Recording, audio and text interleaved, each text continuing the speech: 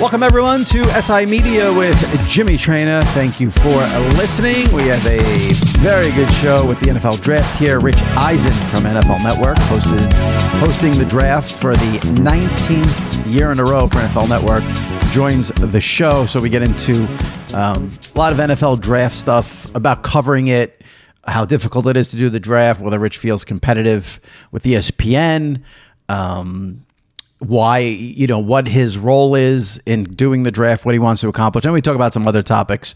Rich was very funny talking about Twitter and his blue check mark going away, coming back. Elon Musk talked about the Yankees for my fellow Yankee fans out there. Got into Aaron Rodgers getting traded to the Jets and a few other subjects with Mr. Eisen. No Sal this week. He'll be back next week. And before I get to Eisen, let me just quickly tell you, I need you to subscribe to SI Media with Jimmy Traina. Very important to subscribe. Leave a review on Apple. We'll try to read it next week. And if you've missed any recent episodes, go into the archives, check them out. Jim Miller was on last week about the latest sports media news. Jim Nance a couple of weeks ago. Andrew Marchand, Cody Rhodes from the WWE, Kyle Brandt, Richard Jefferson, all recent guests on SI Media with Jimmy Traina. So if you missed any of those, go into the archives and give them a listen. Speaking of listen, here we go right now with Rich Eisen on this week's episode of SI Media with Jimmy Traina. All right, joining me now, SI Media regular, big week for him, NFL Network, NFL Draft, Rich Eisen. Rich, how's it going? What a great intro, Jimmy. Did you write that one out? All off the top of my head. I don't write anything out. You're freaking great, man. No script. How are you?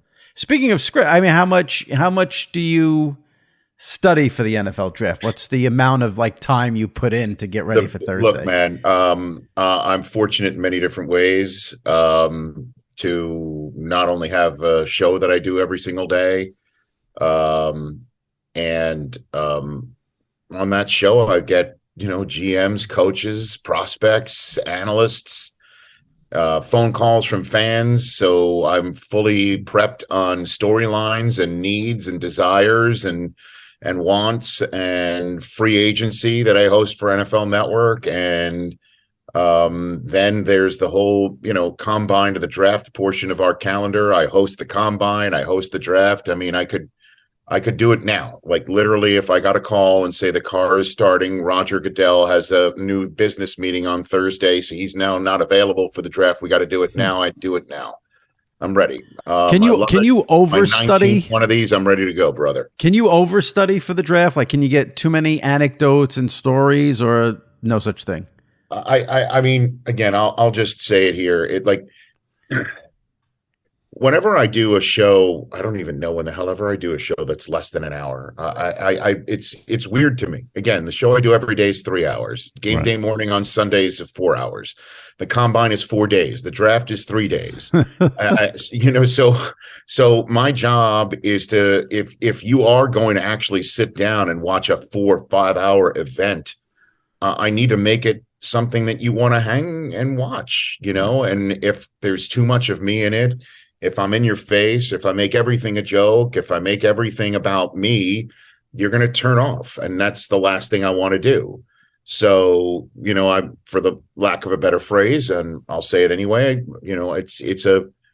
I just want it to be a douche-free environment. You know what I mean? And that's it. Like, that's literally my radar screen the entire time while trying to weave in what I need to weave in, which is how much time's on the clock, who's on the clock, a trade that just happened, what that could possibly mean for who's available, and let the other guys do the all 22 film analysis. What's a fit? What's a reach? Let them handle all that. And obviously, if there's a quarterback drafted in a spot where there's already a veteran quarterback, I'll flag that. I'll flag anything else that might weave into a free agency conversation or what happened last year and what they might be going to draft to win a division because of what's happened in their division. That's what I do, man.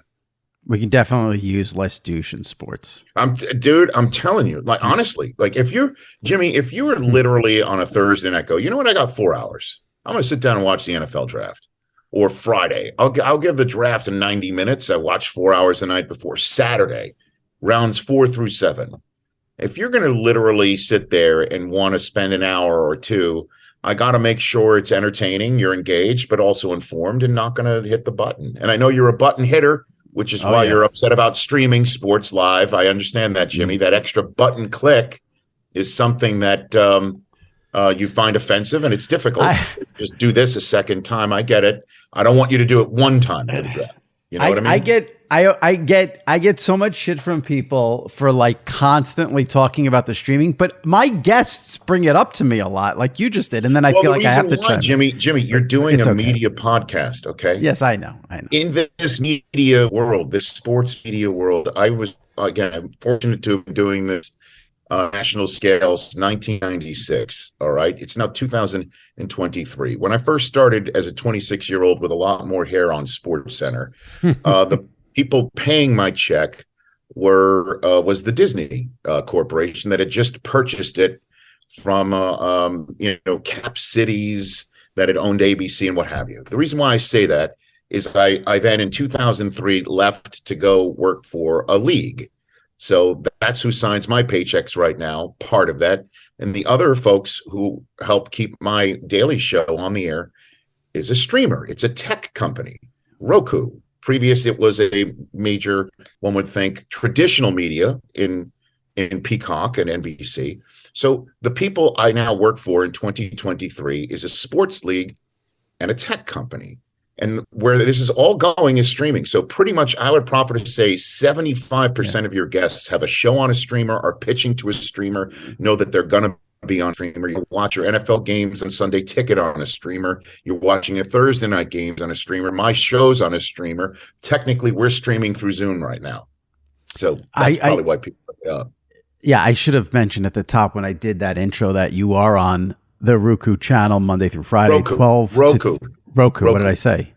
You said Roku, I think. Oh, Roku, like Ryan Rucco. That's what's in my head, probably. Ryan, by the way, who's doing a great job, I think. That's why. Awesome. Yes, I love a Ryan Rucco game. But Rich Eisen is on Roku Monday through Friday, 12 to 3. You should. I want to talk about the Yankees at the end because we got to talk about the draft. But you should have seen the meltdown I had Friday night when I didn't realize they were on Apple TV, and I'm trying for 10 minutes to find the game. So I don't want to be negative about streaming since you're on the Roku channel. But Friday night, I was throwing remotes and texting my buddy about, the Yankees because they were on Amazon on Wednesday. So I figured they're not on Amazon Friday. So I put on, yes, they weren't on there. Then I said, oh, they must be on Amazon. And then I find out they're on Apple and I saw not one pitch of the game. But forget that. Let me ask you about the draft. So you said this is what number draft is this for you hosting? This is 19 for me. It'll 19. Be my 16th at the site. Pick. The first 2 years of NFL Network, 04, 05, we weren't at the site just covering it.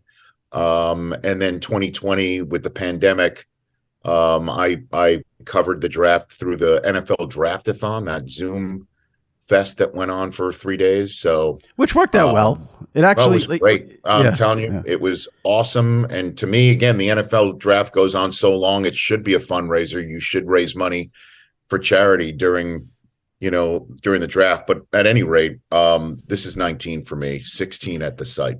So here's a question I wanted to ask you, and I don't know if it's a good question or not, but great setup. I'm hoping there'll be an interesting answer here. What do you get more, you personally, forget what it means to society or the NFL fans, for you personally, what do you enjoy more?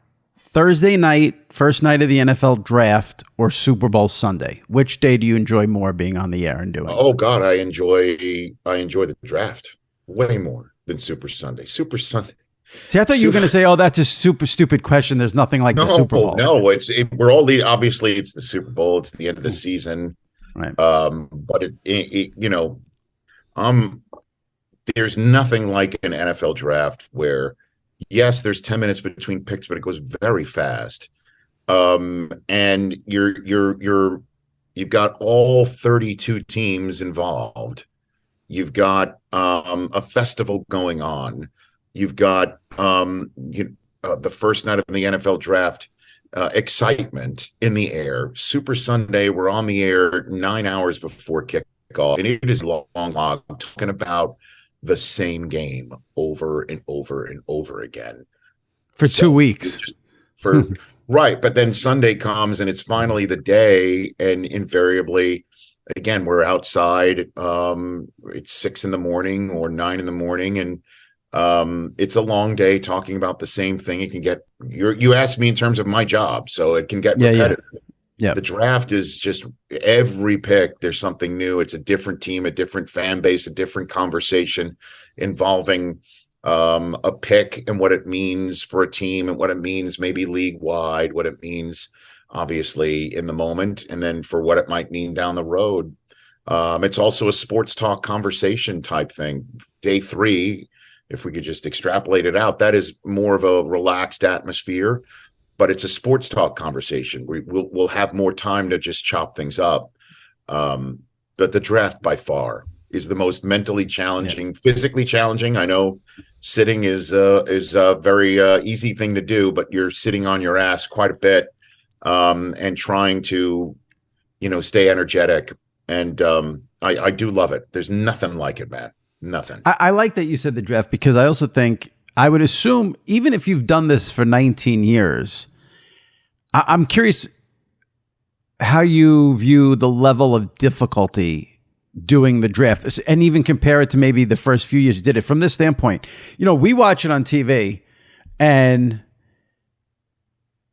we see the draft. We're so used to it. We watch it every year. But if you're in the media or you're paying close, there are so many moving parts. You've got trades. You've got to wait for the 10 minutes for the commissioner. You may know the pick before he says it. You don't want to spoil it. You got cards. No, I don't. Hold on. I want to stop you there. Okay, go ahead. I never know the pick. And because I what you said at the very top of your question, is something that I don't take for granted, which is you saying you watch the draft. And that is, again, I know you're against the streaming, or you prefer, but again, you're old school, man. Yeah. Because this phone has totally changed everything. Twitter, about what 2016 would say, or I don't know what year it was, started getting the picks before Roger Goodell was announcing them. And so what that meant was people who are now watching the draft, they're watching dated information that for decades has been the only way you found out the information. It's now dating that. So there's now an actual way to consume the draft faster than the televised version of it to give you the information. So I now purposefully stay off the phone and the computer in the first round of the draft. I don't want to know. The truck does know the information before the commissioner announces it. Both ESPN and NFL Network are connected to the nexus of the draft center, which is when somebody calls the pick in, they tell the commissioner, they tell someone to write it down on his card, but they tell both trucks of ESPN and our truck at NFL Network what it's going to be, so the graphics are ready as soon as the pick's announced. It comes on the screen. We don't want to know. See, when I said you knew, I thought what I meant was I thought maybe you knew the pick 5, 10, 20 seconds before. No, no. We are literally, once as Roger Goodell is saying it, we're hearing it for the first time. The only time I've ever been on Twitter in the first round of a draft was the night in Chicago when Laramie Tunsil had that video put out on him of him having, the Pineapple Express gas mask on. Yeah. And my producer, who's now the head of production at NFL Network, Charlie Yook, gets in my ear and he goes, "Bro, you got to get on Twitter to see this Laramie Tunsil video." I'm like, "What Laramie Tunsil video?" He goes, "Just go and look at it." I'm like, "Charlie, we've discussed this. I don't want to be on," like, this is the conversation in the commercial break. I'm like, "I don't want to get on Twitter. You know why? We're all in agreement on it." He goes, "Trust me, you need to see it. I can't describe it. Go." And I'm like, "All right." I looked at it and I get in his ear and I'm like, "You're right. You couldn't have described it." That's the only time, So, again, so in terms of what I do, I am doing, in a way, hosting an outmoded form of communication. I'm thankful that you and so many others still want to watch it because it is a show. And the ratings are always still great. Well, we literally could do the draft on Thursday night in an hour and a half, like your fantasy league. Okay. Yeah. Tell everybody in the league, get your head on a swivel. It's going to be fast. It's going to be 2 minutes a pick, but instead of calling around or calling in, just point and click on an encrypted website, and then we'll put out a press release in 90 minutes and say, here's the first round of the draft. Like, that's literally the way it can be done. And part of the issue for me as a host is sometimes picks are stacked up like planes at JFK or Newark or LAX or whatever is your local airport, that because the NFL has a presentation on the set of the draft for military families, for a charitable event, for fill in the blank, whatever the league wants to promote using the draft as their platform, or there is a particular individual who's slated to make the pick for a certain team, there's a trade. So somebody's in the bathroom thinking their team in their moment's going to be 19th on the clock. Instead, they're up now. So both teams, NFL Network and ESPN have to take the same break. So I'm sitting there, I'm like, wait a minute. So they've yet to announce pick 4, but team 6 is on the clock? What happened to team 5? We didn't miss that, right? That's the sort of constant churning in my head that I do every Thursday night. And I love it. Right. All right. So so you don't know the picks ahead of time, but my question remains. Sorry. How I look at it, like hosting the draft has to be one of the more difficult assignments in sports because of the live aspect and how many, there's a million different things going on. Is it still difficult for you at all? No, God, no. I love it. I love it. How many years did it take you though to get where you felt like several? Yeah. I mean, and having Mayock at the end of the set as opposed to Daniel Jeremiah are two different, aspects of hosting the draft. I mean, Mike frequently would scoff at some of the things I said. Now Daniel will just give me sort of a look like you're kind of barking up the wrong tree here. So it's two great analysts who I adore, two different styles of hosting, two different styles of breaking news as well. I mean, Schefter was in the pit when we started. Now it's Ian, but the same thing for me every year, Jimmy, comes up, which is how do I get from point A to point B? Point A is that somebody's on the clock. Point B is the next pick. What's happened there? And then how do I hand it off to everybody to say what they want to say? And, let the moment breathe for itself. It's like calling a football game 32 different times. And you have to, be quiet for the draft hall reaction. And the thing I do love about each draft is it's different draft halls now. Thanks to James Dolan messing with the NFL's draft draft date a few years ago. So I'll blame something else on James Dolan, although the Knicks are doing pretty well with the Rangers. That said, I do love the different environments. For instance, on Thursday night, I don't think I've ever been to a draft where the Denver Broncos have been booed when they were put on the clock. Maybe a little bit last year in Vegas, but when the Broncos get put on the clock, the Raiders get put on the clock here on Thursday night. It's going to be on, and I'm hearing there's over 100,000 fans coming here, more fans than the Super Bowl parade. And that makes sense because people are going to be coming from all over parts of this country that normally don't go to a draft because it's not within driving distance of several hours. I do love all of that. So it's a challenge, but it's a blessing, Jimmy. But it took you several years though to get in. No doubt. Oh yeah. It did. Yeah. Here, I'll show you. I've got this book here. It's a draft book from NFL Network Research. There it is. They're awesome. And the first several drafts, I would go, oh my God, like here's I need to memorize. Here's the Broncos depth charts. Okay. I had to go through it all and know it. And then I just realized again that a draft, if there's 10 minutes in between picks, the pick comes, analyst A, B, and C all have to say something, and then reporter A, and then analyst D. And by some point, then I just get it back. And so every now and then I just got to say something, shut up, If Roger Goodell went to you and said, I'm going to grant you one wish and you can change one thing about the NFL draft, it could be anything, what would you change about it? What would I change about it? I don't know, man. You like the 10 minutes in between picks? I like the 10 minutes.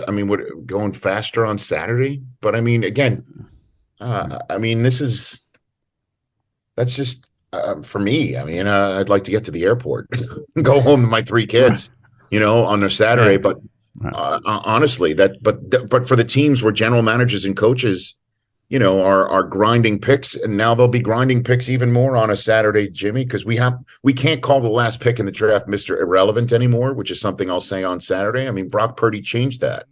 So literally, you got to grind on everything. So these GMs and evaluators need that 5 minutes on a Saturday. I wouldn't change a thing. Okay. I would not change a thing. I do love it. It is kind of And perfect. do you how much do you feel competitive with ESPN since you both air the draft? I mean, obviously, human nature is you want people to watch the NFL Network. I mean, that's just the nature of the beast. Right. But do you pay attention to their broadcast at all? Do you? I can't. I do Right. every pick. Well, do you pay? I guess after the fact, do you pay attention to like feedback or anything like? Do you feel competitive with ESPN? Of course I do. Are you kidding me? Like every day. And not only that, I mean, this just in, we, parted ways in 2003, and I hold no grudges. I'm very happy with the life and career that I lead. And I adore, like tonight, we're going to have, I think we're in the same hotel. Like I hope to see Mike Greenberg and Reese Davis and colleagues that I used to work with way back in the day in the late 90s. I did Sports Centers with Reese all the time. So this is nothing personal. They want to beat, they want to make sure that people watch them. It's just competitive nature. And I hope they feel that way, because I feel that way. But I don't host thinking about that at all. I just do my own thing, and I'm so fortunate to do it. I did stand-up comedy in college, and nothing's tougher than that. And so doing 24 hours over a span of 72 hours on television talking football is a friggin' dream. And I do love the sort of back and forth element that normally a stand-up would do. And that's what the draft is. Just a little bit of humor, a little bit of information, and a lot of shutting up if you can. What has been the biggest blunder, botch, mess up that you've ever had during the draft? Mess up. I mean, there's a famous, there's a famous clip. It's on YouTube of like Chris Berman going crazy, telling people to be quiet or move around like during the draft. They didn't know he was on camera. Have you ever had anything, I don't know, something go wrong? I mean, nothing's, if anything goes wrong, I just kind of point it out. If everybody's seeing it at home, you might as well talk about the elephant in the room. Well, because it's live TV. We've had moments where we giggle on the air and we got to throw it a break. I mean, like sort of substitute teacher in the front of the room, you're sitting in the back of the classroom type analogy. We've had that, but we've had a few of those over the years. And invariably, I love those moments. I kind of want to make a meal of those moments, This just came into my head. Was there a year, I don't know if it was NFL Network or ESPN, was there a year though when it first became a thing where, everyone started showing tweets on the screen, and I think maybe there was a scroll or something, and there was like tweets from like, something like, draft tweets, dirty underwear 69 or something like that. Yeah, and like somebody was doing that. I forget which draft, but suddenly a draft tweet shows up from @D's nuts. You know what I mean? And keep the tweets off the screen. We don't usually see those. Normally, we just get a feed on the set that's, as they say in our business, clean. We get a clean feed. We don't normally see those. First couple of years, they were sponsored, and they're like, read the sponsorship brought to you by. And I'm like, I can't even see the tweets. Shouldn't I be? We don't care. Just say it. Go ahead. Yeah. But I was getting some reaction from some people like, hey, did you see what the names of some of the accounts were that you put on the screen? I'm like, I didn't see those, but I heard about it. Yeah. Yeah. That's all you need to do is start reading that while you're trying to navigate a live draft. That's it, brother. All right. A couple other things here I wanted to discuss with you. Move off the draft just for a little bit here, but I should tell NFL Draft, NFL Network, Rich, Daniel Jeremiah, Charles Davis, Joel Klatt, all on the set. Yes. The big story, obviously, this week, you're a huge Jet fan. Aaron Rodgers trade is official. Yeah. two things to me about this deal finally happening. It is the difference between the AFC and the NFC is just absolutely staggering.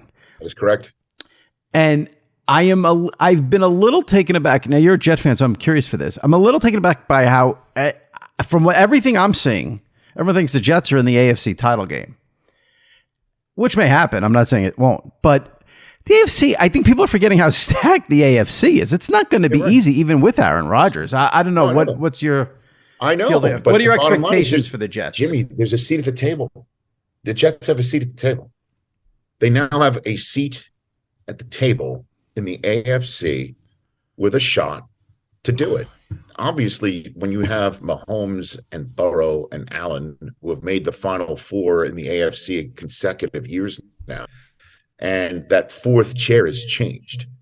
Last year, that fourth chair was filled by Trevor Lawrence. The year before, that fourth chair was filled by Ryan Tannehill. I mean, so who's going to sit in that fourth chair if you assume it's Burrow, Allen, and Mahomes making it again? Well, would it have been Zach Wilson if we had this conversation and Aaron Rodgers wasn't in the mix? I would proffer to say no. Aaron Rodgers in the mix. Can you say that the Jets are not going to occupy that fourth chair? No. So it's worth the swing. It's worth the going for it. It cost them 2 spots in the first round. It cost them a second-round pick that they manufactured by flipping a receiver they weren't going to field much anyway. And then it's next year's draft choice that will most likely be a 1. Is it worth taking the swing and for us to have this conversation that they will have a seat at the table? I say yes. I'm sick and tired of getting kicked in the nards, man. This is time. Yeah. And I think the rest of the Jets feel the same way. Yeah, listen, if you're the Jets, you have to make that trade. If you want to be competitive, there's just no two ways about it. If I was a Jet fan, I wouldn't like the fact that he said he was 90% retired and then locked himself in the house for 4 days. Man. Look, I wouldn't like. I'm just saying I wouldn't like that. And I of course not. Of course not. But he was 90% retired because he had aged out of his locker room. He's 90% retired because his thumb was hurt all year long and he wasn't playing up to his speed anymore, up to his MVP level. And last year, he was 90% retired because I think he really didn't like the management team there significantly. Now the management team of his team has expressly made it known publicly and by every inch of their actions, from flying out to take him to dinner to Malibu that they've pulled off, and all the deals that they made in between to get ready for the trade that was inevitable. I mean, it's a different situation. So yes, can he have a season where he goes into a cave in, March of 2024, and that's now, metropolitan area news on everybody's station in New York City? Yeah, that's entirely possible. But is it worth the swing this year? 1,000,000%. Yeah. So I don't know. Look, the best case scenario out of everything for the Jets, Rodgers plays 2 years, wins the Super Bowl in either one of those two, and Zach Wilson suddenly has the light bulb go on over his head because of his daily routine watching Aaron Rodgers and gets enough reps time to give the Jets enough of an idea that he's ready to roll. And the handoff happens like Favre to Rodgers, like Packers fans are used to having the easy handoff where there's a golden road paved of 2 more decades of winning.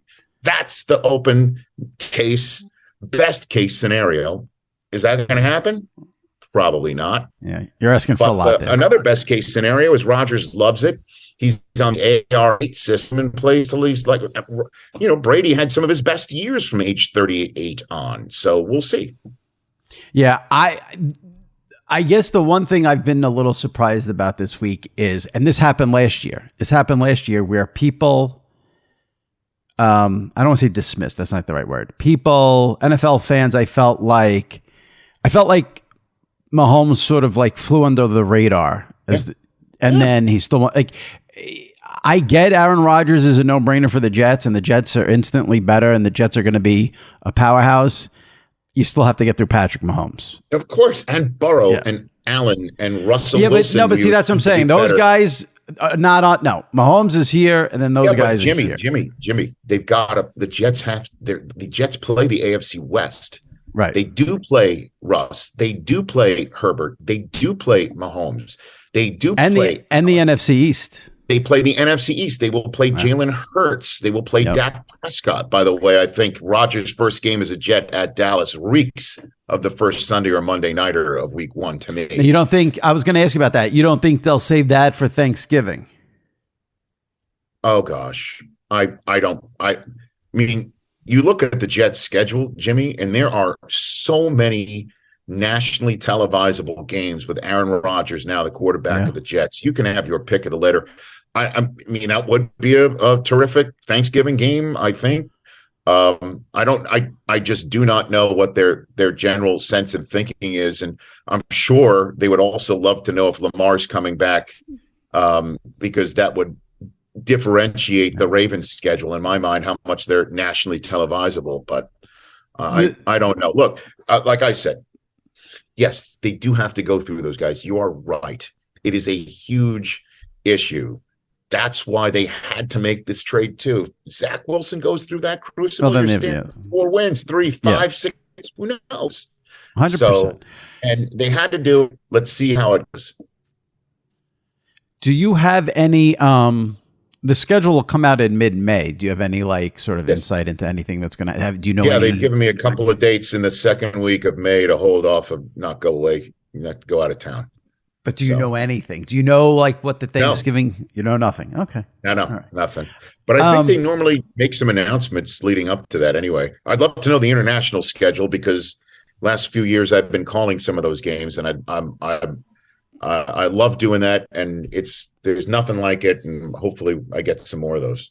And they gave the international schedule last year a good game, so I'm sure they'll try to do that again this year. Hey, man, that Munich game, Brady and the Bucks versus Seattle and Pete Carroll, they all came out of that feeling the same way I did, which is one of the greatest events I've ever personally witnessed and worked. Unbelievable. That was unreal. All right, I'm going to hit you with some non-NFL topics here. Sure. Okay. Just to get your take on some things, and we'll wrap up. Okay, let me start with this. What's the deal with the Barstool podcast, Bussin' with the Boys? You won't go on their podcast? No. So the draft in Nashville, I do my show from there. Taylor Lewan, who I adore, comes on the show, and he says, I'm starting a podcast. I'm like, really? What's it called? Bussin' with the Boys. I'm like, really? Okay, tell me about it. Tells me about it, him and Will Compton, buddy Will Compton, and they're going to have a bus, and they're going to do it on a bus. And would you come on? I'm like, of course I'll come on. Just let me know when the bus is in Los Angeles, and that'll be great. And he says, oh, what do you mean? I'm like, well, you're doing the show on a bus. That means you're going to be able to take it around the country and do tours or whatever. I imagine you'll take it to Los Angeles. He goes, oh, there's no motor on the bus. And on the spot, I'm like, then I'm not coming on. What do you mean you're not coming on? I will never come on until there's a motor in your bus. Got it. Just sort of a gag. And so as of today, there's still no motor in the bus. And there's many other times when, how many years we went through a pandemic when everyone was Zooming. I'm like, I'm not in Nashville very often, but I'm happy to go on their pod. It would be helpful if they had a motor on their bus, though, Jimmy. Okay. I try to be a principled man. But do they only have guests who are on the bus? They went to the Super Bowl, so not all of it's on me is all I'm saying, is a breadcrumb to drop here. Okay. Yeah. I was just like, how come you're coming on my podcast? You won't go on theirs. I couldn't figure it out. I mean, that's Barstool. Like I said, I'm a principled man. And plus, if they're going to keep on tweeting out photographs of me every single day from their Twitter account, it's funny. Sometimes they'll tweet stuff out. Yeah, their boy Jack tweets stuff out, and I'm like, wow, where's that from? Or I don't remember being in that place, So it's great promotion for you if they tweet out a picture every day. It's more than you going on the pod. Spell my name right and get a motor on the bus. You know, All right, I'm just going to say this and I'll get your reaction. sure. Why can't Brian Cashman get fired? It's enough. It's enough. It's enough. Here's the issue. I just want to know, forget the fact I can go through all, I know people are going to say they're in the playoffs every year, they're competitive every year. Why does he have a job for life? That's what I can't wrap my brain around. Why? Why is there no evaluation of his performance? That's what I don't understand. You're asking the wrong guy. I think there is an evaluation of his performance, that they do have winning teams, winning enough teams. Right. The problem I have with these Yankees, again, and it's obvious again, that this team is once again way too dependent on the home run, way too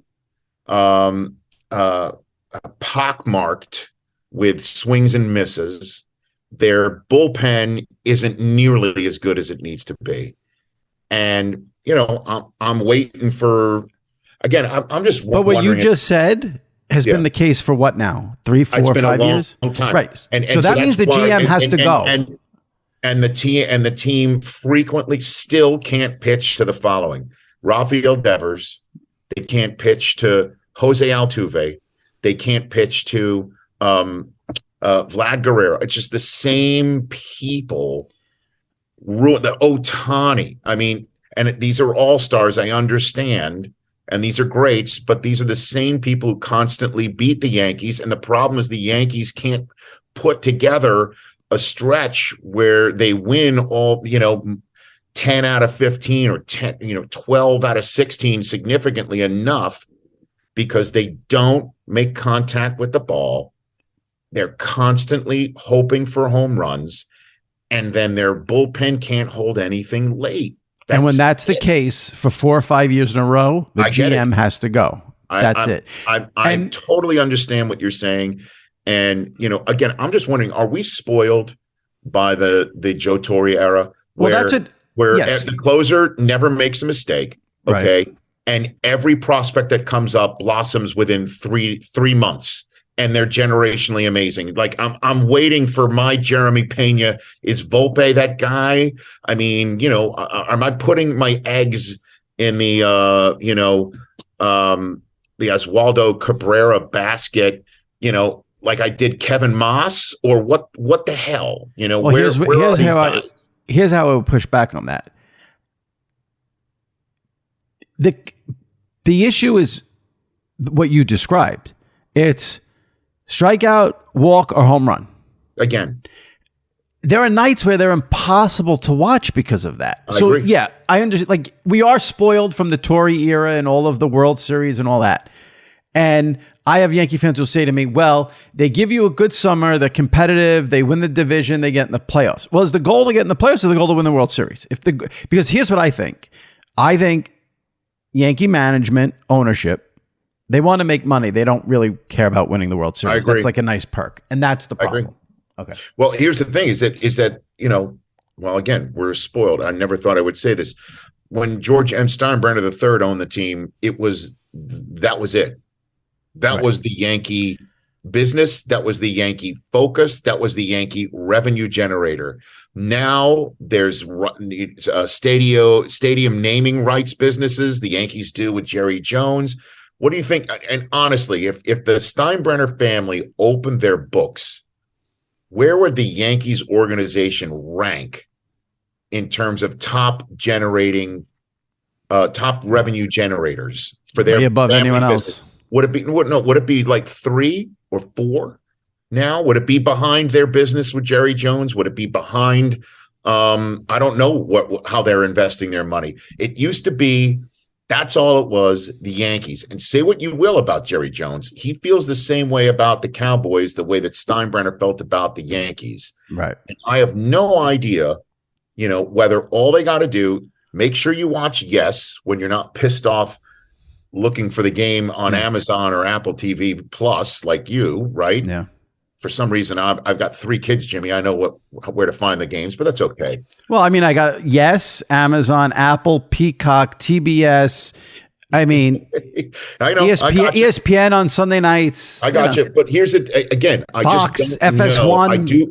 I do think if you ask the Yankees, upper management, 90 to 95 wins, get us to the championship series every year, or have a chance to make the championship series every year.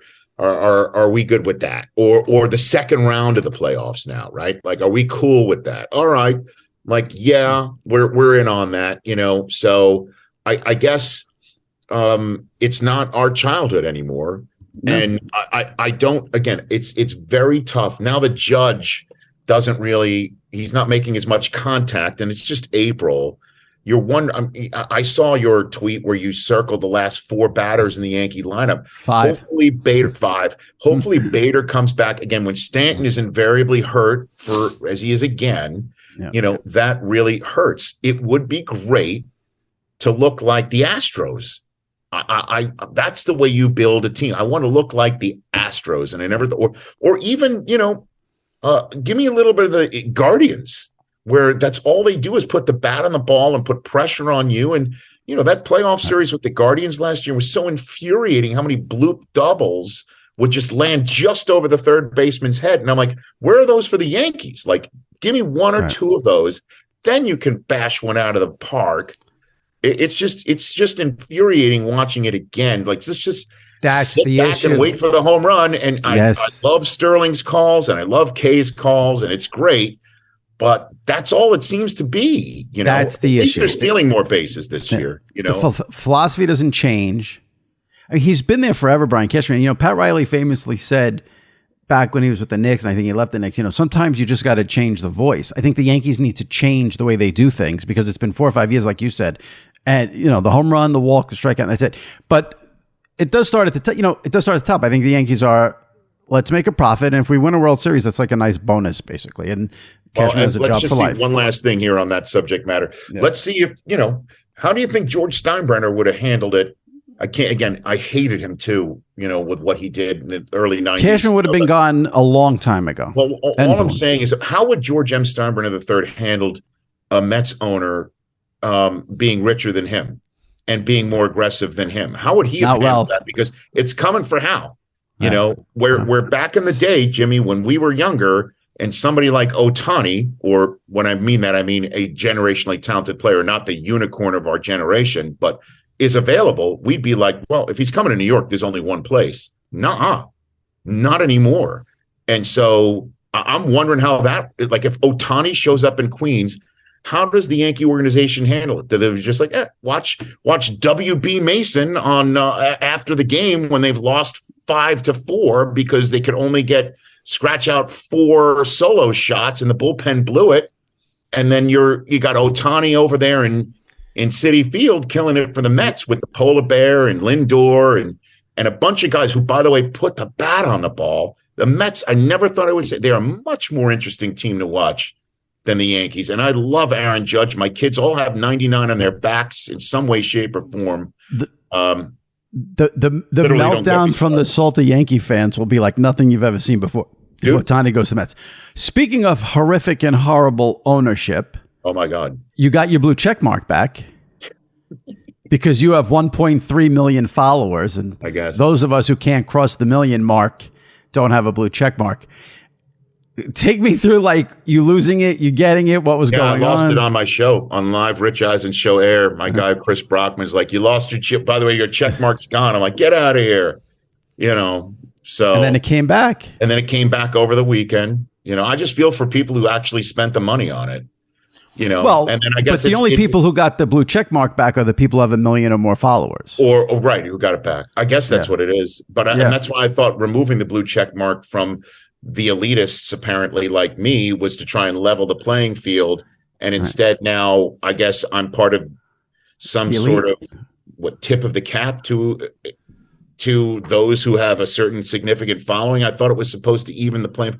None of it makes sense, man. Here's the thing. Here's the true thing, Jimmy, since this is an industry pod, just to share you here. Yeah.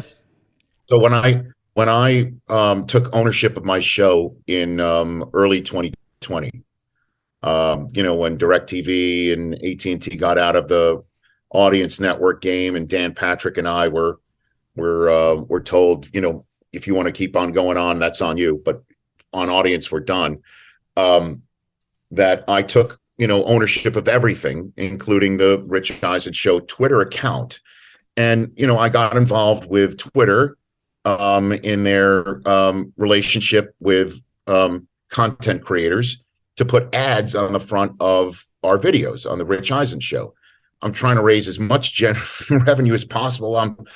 I never thought, Jimmy, I would get in this business to own anything. I never thought I'd get in this business to be a management person, but I have employees for my production company.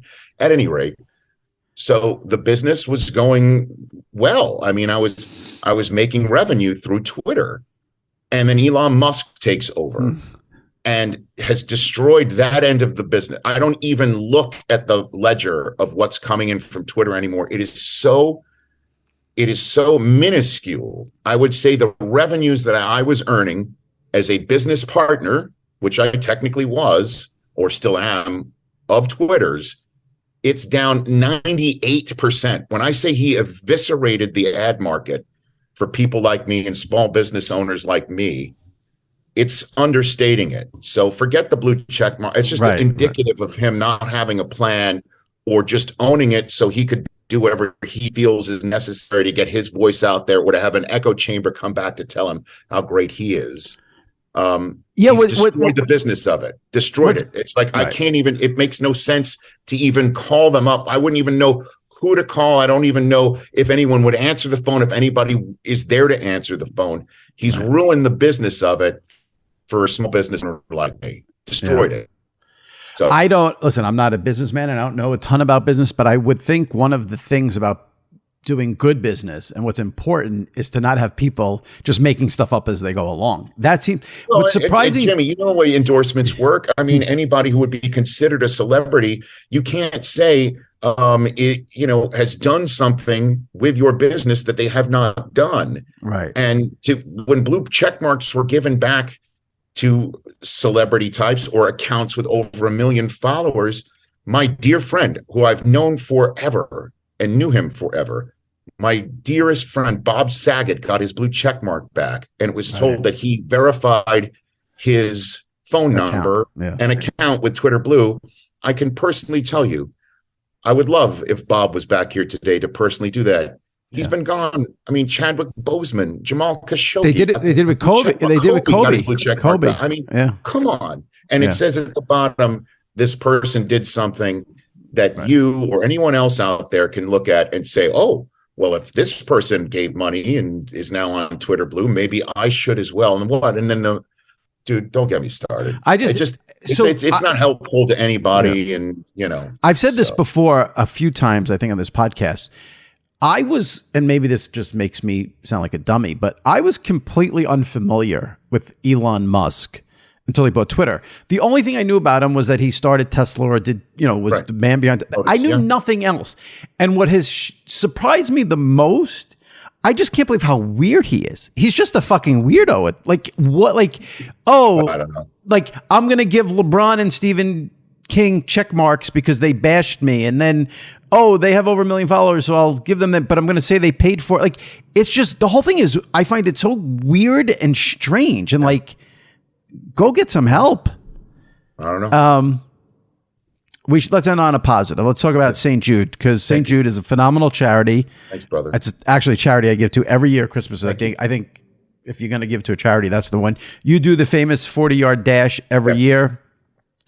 And phenomenal work with St. Jude. Brother. I appreciate it. If anybody out there in your viewing, listening audience that is up for giving whatever they can to a charity, obviously St. Jude Children's Research Hospital is a, as you pointed out, a brilliant charity and a brilliant organization that gets sick kids better and make sure that families who go to St. Jude in Tennessee and Memphis never see a bill for anything, for the healthcare, for the travel, for the lodging, for the food. So all the family has to do is focus on their child getting better. Because if anybody has to pick up their lives because they got this horrible phone call from their physician about their child, they have to go all the way to Tennessee and basically stop everything. And so this is now year 9 of me running for St. Jude, year 19 in general of the silliness of my run in my suit. I do it now in California. The pandemic kind of changed everything and changed the dynamic. And I ran in the Rose Bowl for a second straight year. And this year we had 5 kids from St. Jude who are in various stages of remission or being cancer-free. All 5 of them ran as well from different ages. An 8-year-old girl who, when she was adopted from China, found out about her diagnosis that caused her to get a hip replacement at age 5. She ran at age 8. She's 3 years cancer-free. There's a 20-year-old who lost his eye when he was a 4-year-old because of his cancer. He went to St. Jude. He's now 15 years cancer-free and plays linebacker in college in South Dakota. And this is what it's all about, bro. So it's runrichrun.pledgeit, pledgeit.org, runrichrun.pledgeit.org. And I do check it multiple times a day, the it being the total, because I do love watching it go up by $10, $5, sometimes even $1. And that means that there's somebody who's out there saying, this is what I can give, but I want to be part of it. And truly every cent is helpful. So I love grassroots movements. I love grassroots donations. It doesn't matter the size of it. Just runrichrun.pledgeit.org. And we're going to show the my run and the results of our day at the Rose Bowl together, Saturday of the draft on NFL. Perfect. Excellent. You know, I just thought of one last thing because I saw a tweet. I'm always fascinated here in New York about the LA sports scene. Yeah. I'm just curious because you're out there, you do the show from out there and everything. Give me a little taste. I want the vibe of like LeBron out there in terms of, is he considered the most popular athlete in LA? Are people enamored with what 22 points, 20 rebounds the other night at 38 years old. Yeah. I don't even think it's talked about enough. And this is, one of the best players of all time. Give me just a sense of the Lakers and LeBron out there and what, like are they the top dog out there? Oh, big time. No matter what, it's a Lakers town, Los Angeles, Lakers town with Dodgers being right behind them. Okay. So and then I would probably go USC. If the Clippers ever caught a break, they could get in this mix. The NFL is still. Wait, did you say UFC? USC. Oh, USC. I was like, okay. They're the Trojans. Two things Trojans football. Yeah, I know. Yeah. Wait, tell me about but does LeBron, does he like cause a buzz out there when he's having a buzz? LA is, I don't see him out in the community but I'm not out in the community, myself. It's just literally if the Lakers win, the town will stop and they will hold the biggest parade that the town can. I'll tell you this, New York's going insane right now with the Knicks. Dude, I talked about it on my show the other day. I really dislike James Dolan and the way he runs his operation. I think what he did to Charles Oakley is something that I will never forgive. And then doing face detection, crazy shit like putting Durant on his season ticket request or promotion in 2019, and the guy wasn't a free agent. Like, I thought no one would ever get this guy's money. And anybody who did, never be a difference maker. And Jalen Brunson has made me a Knicks fan again. I love watching him play. I love the way he handles his business. I love the way he goes about it. Again, I've never met him. I'm not around him. I don't hear a lot of his press conferences. The only, analogy I could give the way I feel about him must be the way Eagles fans feel about Jalen Hurts. Coming out of nowhere, given an opportunity, making the most of it, dominating the scene, and owning the town. Like, literally, Jalen Brunson, what he has done is unreal. Randall and Barrett, the coach having the cojones to sit back, Randall down during a playoff game when it's clearly not his day. Right. I do love it, and it does make me forget about their schmecky owner who, tries to facial recognize somebody who commented on a YouTube video 15 years ago about how shitty an owner he was. Like, he's going to hold that against somebody or call him a drunk outside the stadium or the arena. I try to forget it. I did bring, my kids back on Christmas Day. I did mask up because if he's going to try and kick somebody who made a comment on a Facebook page out, I'm clearly going to be facially recognized. So honestly, I love the Garden. I grew up in it, and I love watching this team on their run right now. Yeah, it's been fun. The city's embraced it. It's been really fun. It's a likable team. Like we talk about the Yankees. The Yankees are not a likable team. I mean, they have Judge and Volpe. Josh Hart was a Josh Hart is so man. great. They are smart. They are smart. And again, Cuban, who I also love, and I think the world of, letting Brunson go, and then the team goes to get Kyrie, and it doesn't work out, and they wind up tanking because they don't want the Knicks to get their pick. It's just that's the where the Mavericks are, where I'm used to the Knicks and Ben, and the script being flipped. And if it is going to be Heat Knicks in the second round, holy shit, grab your ankles, man. Like Van Gundy did back in the day. I mean, let's go with the Sixers and the Sixers and the Celtics potentially with the Knicks and the Heat. That will be fun. Suddenly everyone will be playing of the East again. Yep. But the NBA playoffs will take a back seat Thursday, and then over the rest of the weekend, NFL Draft, NFL Network, Rich Eisen, Daniel Jeremiah, Charles Davis, Joel Klatt. And then, of course, you can see Rich every weekday, Monday through Friday, Roku channel, 12 p.m. to 3 p.m. It's free. Eastern. Enjoy the draft. Thanks, brother. I will say, I hope for a blunder here and there. It gives me good content. And, I know you'll be watching McAfee anyway, so it's all good. I'm a flipper. Listen, I'm a flipper. That's what's good about cable. No streaming, cable, flip. Flip. That's what I'll be doing. Take it easy. All right, Rich. Thanks a lot. Appreciate it. Be well. You got it. All right, that wraps up this week's episode of SI Media with Jimmy Traina. My thanks to Rich Eisen for joining the show in this busy week for him with the NFL Draft. And I thank you for listening. If you've missed any recent episodes, go into the archives and give them a listen. Jim Miller last week, Jim Nance 2 weeks ago, Andrew Marchand, Cody Rhodes from the WWE, Kyle Brandt, Richard Jefferson, all recent guests on SI Media with Jimmy Traina. So give those a listen. If you're not a subscriber, hit that subscribe button on Apple, Spotify, wherever you listen, and leave a review on Apple. We'll read it next week when Sal returns for the Train of Thoughts segment. All right, that wraps it up. We'll see you next week. Be well. Stay safe.